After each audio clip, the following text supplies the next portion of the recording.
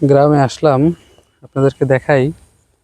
গ্রামে এখনো বর্ষার পানি আসে নাই, তবে পানি আসবে আসবে, সময় হয়ে গেছে। কিছু কিছু জায়গায় অল্প সংখ্যক পানি আসছে, কিন্তু তার আগে দেখেন যে বর্ষার পানি আসার আগে এই যে গ্রামের মাটির রাস্তার পাশ দিয়ে কি সুন্দর নতুন ফুল ফুটেছে। দেখেন ফুলগুলো কত চমৎকার।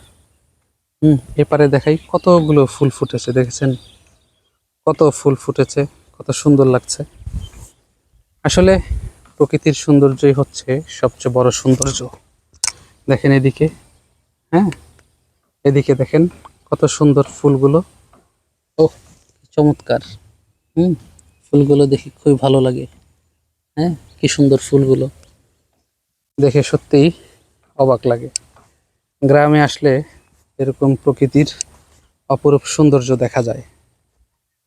কি সুন্দর দুই সাইডে ফুলগুলি দিয়ে ভরে গেছে, কত সুন্দর লাগছে। দেখেন গ্রামের গরু রাস্তার মাঝখানে দাঁড়িয়ে এসে ঘাস খাচ্ছে। দেখেন কত সুন্দর, কি চমৎকার না ফুলগুলো।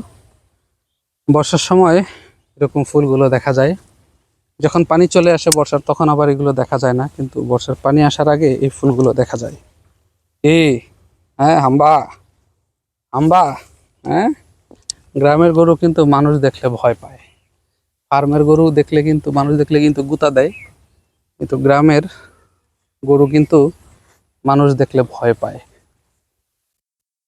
প্রকৃতির চারপাশ দেখে সত্যি অসাধারণ লাগে। ওই যে দূরে একটা মাদ্রাসা মসজিদ, ওইটার সামনে আমার মায়ের কবর। খুবই ভালো লাগছে। দেখেন কত সুন্দর, কি চমৎকার। আকাশে মেঘ জমেছে, বৃষ্টি হবে মনে হচ্ছে। হ্যাঁ মারাত্মক মেঘ দেখা যাচ্ছে। মেঘ সাজতেছে তার নিজের রূপে। জানি না কেমন বৃষ্টি হবে, এই আর কি। তবে বৃষ্টি না হলেই ভালো। বৃষ্টি হয়েছে, গতকালকে মনে হয় বৃষ্টি হয়েছে।